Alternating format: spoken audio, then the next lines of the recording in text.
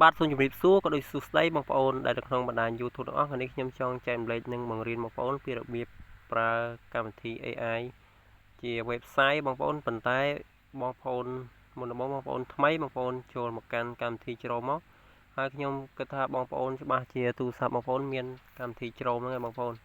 ហើយបើសិនណាបងប្អូនអត់មានកម្មវិធីច្រោមទេបងប្អូនអាចទៅចូល download ក្នុង Play Store បានបាទហើយដល់ពេលយើងចូលក្នុងកម្មវិធីជ្រោមហ្នឹងវាចេញទម្រង់បែបហ្នឹងរួចឲ្យបងប្អូនវាឈ្មោះថា remix web AI ហ្នឹងមកបាទឥឡូវបងប្អូនវាយឈ្មោះតាមខ្ញុំហ្នឹងមកអានេះដោយសារខ្ញុំបានវាយឈ្មោះវានៅជាប់នឹងយើងបងប្អូនហើយវានឹងបង្ហាញ link ឲ្យបងប្អូនហើយខ្ញុំ copy បងប្អូនមើលនេះបងប្អូនឃើញអត់ដែលមានឈ្មោះថា remix web AI ហើយបន្តមកបងប្អូនចុច link ដែលមានរូបដូចកាយ៉ាវហ្នឹងមកបងប្អូនចុចលើ link ត្រង់កន្លែងហ្នឹងមក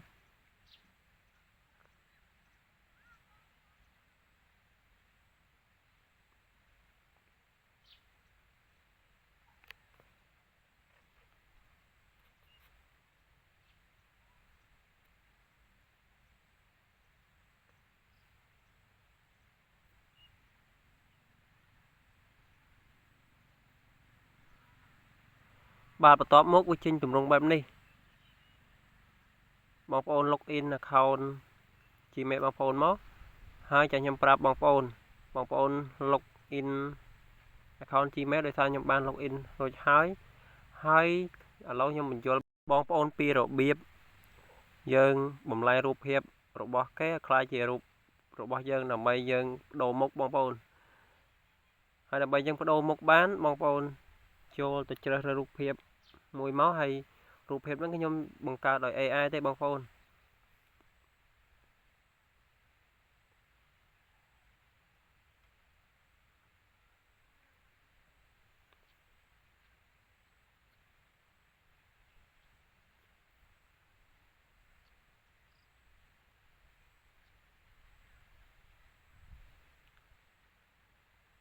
បាទឥឡូវខ្ញុំជ្រើសរើសរូបភាពខ្ញុំអស់មើលសិននេះសិតតែរូប AI តែម្ដងបងប្អូនឥឡូវខ្ញុំជ្រើសរើសរូប Mr. ស្ពាយកាមេរ៉ាហ្នឹងហើយខ្ញុំដាក់មុខរបស់ខ្ញុំចាំមើលបងប្អូនចាំមើលដូចប៉ុន្មានភាគរយ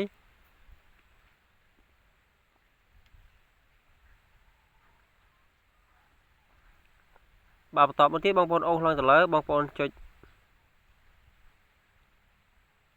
upload មកទៀតមក upload រូបភាពរបស់យើងម្ដងបងប្អូនមានន័យថាយើងបដូរខ្លួនប្រាណរបស់គេប៉ុន្តែយើងដូរមុខបងប្អូនយើងចង់ដាក់មុខយើ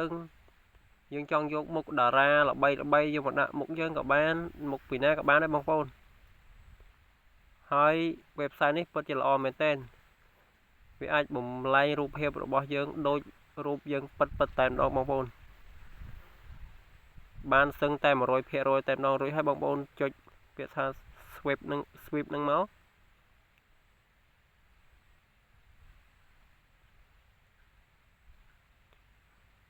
ហើយសម្រាប់ខ្ញុំបានបង្កើតរួចហើយខ្ញុំមិនអាចចុចម្ដងទៀតបានទេដោយសារខ្ញុំបានបង្កើតជាច្រើនដងជួនកាលវាឡើង approve ឲ្យយើងអញ្ចឹងបងប្អូនវាឡើង support ឲ្យយើងណាហើយឥឡូវនេះគឺជារូបភាពរបស់គេអានេះហើយទី2នេះគឺជារូបភាពរបស់ខ្ញុំទៅពេលខ្ញុំចុចពាក្យថា sweep នឹងរួចហើយវានឹងបង្កើតរូបភាពឲ្យយើងបងប្អូនមានរូបទាំងពីរមានលើមួយមានក្រោមមួយហើយចាខ្ញុំចុចបង្ហាញរូបភាពរបស់ខ្ញុំមិញរូប Mr. មួយហ្នឹងឥឡូវខ្លាចជារូបខ្ញុំបងប្អូនឃើញមុខដូចខ្ញុំអត់បងប្អូនហើយក៏ខ្ញុំបានបង្ហាញរូបថតខ្ញុំដែលខ្ញុំអាប់ឡូតចុងក្រោយហ្នឹងខ្ញុំដូរមុខឲ្យបងប្អូនមើលដែរបងប្អូន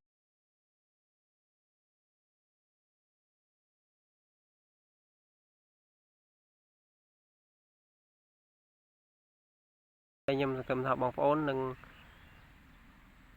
បង្កើតបាន 100% ហើយវីដេអូក្រោយៗខ្ញុំនឹងបង្រៀនបងប្អូនពីរបៀបបង្កើតរូបភាព AI ម្ដងបងប្អូននេះគឺជា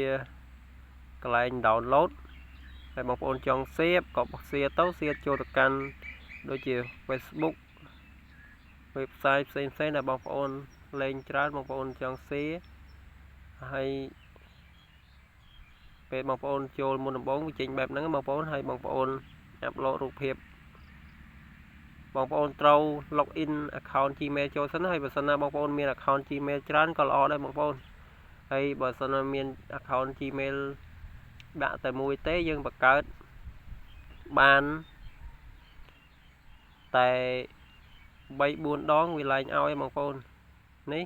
ឥឡូវខ្ញុំចូលម្ដងទៀតឲ្យបងប្អូនមើលបងប្អូនអាប់ឡូតរូបភាពរបស់គេនឹងមករួចហើយបងប្អូនអាប់ឡូតរូបភាពយើងមកទី2ក្រែងមិញបងប្អូនមើលអត់យល់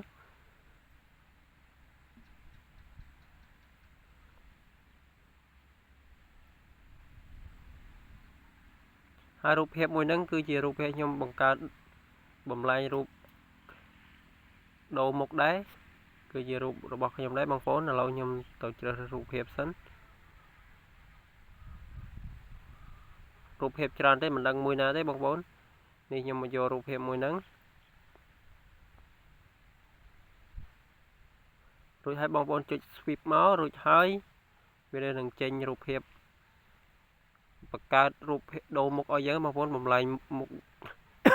មុខយើងដូចមុខប៉ិតតែម្ដងបងប្អូនសុំទោសផងដោយសារខ្ញុំមួយរយៈហ្នឹងផ្ដាសាយបន្តិចបងប្អូនរៀងបញ្យល់បងប្អូនមិនសូវច្បាស់កន្លែងណាមួយសូមបងប្អូនអភ័យទោសខ្ញុំផងវីដេអូខ្ញុំមានតែប៉ុណ្្នឹងទេបងប្អូនសូមអរគុណសូមជម្រាបលា